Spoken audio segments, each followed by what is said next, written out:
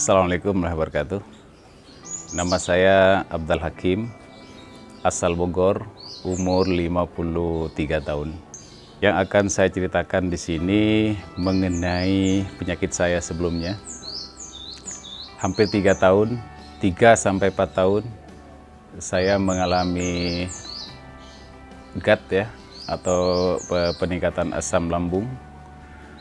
Kemudian saya muncul alergi yang waktu itu setelah dokter dites disebut alergi, tetapi ketika saya ke ahli atau dokter kulit, saya divonis mengidap penyakit psoriasis. Tapi sebelumnya saya juga kaget ketika sakit. Saya juga sering konsultasi ke ahli, baik yang alternatif dan sebagainya. Saya pernah juga dicek tentang sel saya. Saya kaget karena umur sel saya itu 15 tahun lebih muda dari usia saya. Jadi kalau saya usia 50 tahun, usia sel saya 35 tahun. Saya senang waktu itu, wah masih muda nih, kan gitu. Tetapi rupanya setelah itu muncul gejala-gejala, ada hal-hal yang tumbuh di kulit saya, di siku, di lutut, ya, di tangan dan sebagainya itu. Muncul seperti alergi, tapi tidak luka. Dia tumbuh, ya, dan akhirnya saya mengetahui bahwa psoriasis itu adalah disebabkan oleh pertumbuhan sel yang meningkat 3 kali lipat. Waktu itu saya dapat informasi seperti itu. Mohon maaf apabila ada salah informasi yang sampaikan. Saya sudah konsultasi ke dokter kulit, balas saya, ini Pak nggak akan sembuh, ini penyakit seumur hidup. Nah, sebenarnya saya mendengar kalimat itu stres kan yang ada bukannya sembuh tambah banyak kan begitu ya. Nah itu mohon kepada praktisi kesehatan juga jangan sampai memperlakukan pasien seperti saya. Kemudian saya bercerita pada istri saya kaget karena pernah satu waktu dari sedikit saya tiba-tiba banyak. Di sekujur badan saya itu muncul psoriasis itu. Istri saya kaget, kebetulan istri saya dokter Evi Afifah. Selama beliau menjadi dokter tidak pernah menemukan kasus seperti saya. Seluruh badan merasa tumbuh yang merah-merah, mengelupas dan sebagainya. Saya udah coba.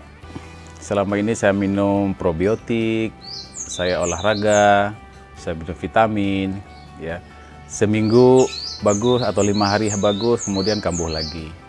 Ternyata setelah saya teliti setelah saya rasakan bahwa ini karena faktor psikis saya, karena waktu itu saya juga divonis jantung. Ternyata setelah dicek saya tidak kena jantung.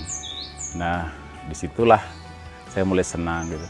Tapi kok ini setelah saya mengkonsumsi obat yang lain itu, ya, kok malah tambah parah. Akhirnya saya diperkenalkan oleh istri saya itu tentang konsep Carnos, ya. Waktu itu masih Algaceris waktu itu. Kemudian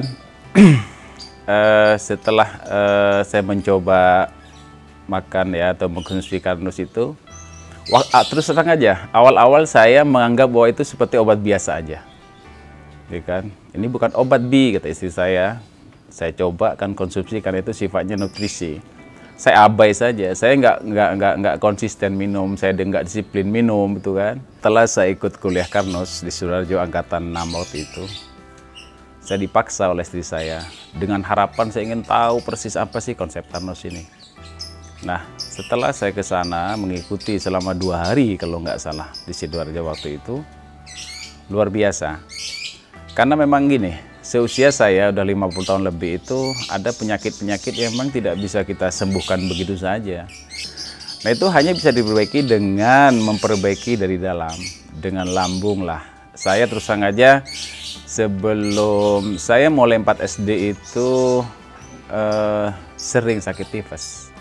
Artinya dengan lambung luar biasa. Saya udah terbiasa minum, mohon maaf ya, antacid ya, kadang-kadang saya ambil air kapur, saya minum gitu kan.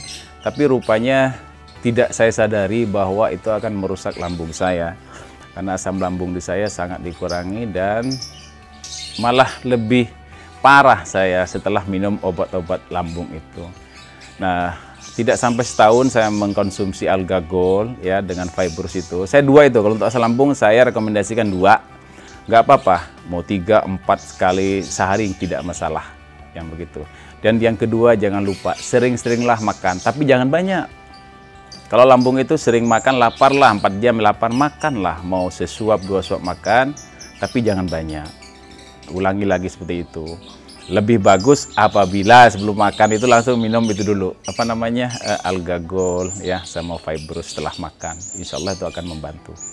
Nah, untuk kuliah yang di Sidoarjo sudah saya sampaikan tadi. Setelah saya mengikuti itu, saya kok merasa bersalah gitu kan, kalau ilmu yang bermanfaat ini tidak saya sampaikan pada teman-teman saya. Saya Muslim, kebetulan kita tuh punya kewajiban berdakwah. Apapun saya dapat, walaupun tidak sedetil Pak Iwan, tapi secara prinsip saya paham itu tentang biokimia yang dijalankan oleh Pak Iwan itu luar biasa. Dan itu saya tidak pernah menemukan di tempat yang lain. Dari situ saya bertekad bahwa saya akan mengkonsumsi alga ini bersama keluarga saya ya, dengan rutin. Insya Allah akan sehat. Di situ saya paham betul apa itu Carnose, ya kan? Apa konsep-konsep Carnose dari orangnya langsung, Pak Iwan ya, gitu kan. Sampai sekarang saya tidak pernah minum obat untuk psoriasis saya selain alga. Saya tidak pernah. Tapi dengan konsep Carnose, dengan kandungan-kandungan yang alami, memperbaiki diri dari dalam, dengan tetap disiplin, beribadah, olahraga, cukup tidur, dan sebagainya. Insya Allah akan sembuh. Saya doakan semoga Carnose akan maju dan bermanfaat buat umat. Terima kasih. Kurang lebihnya saya mohon maaf. Wassalamualaikum warahmatullahi wabarakatuh.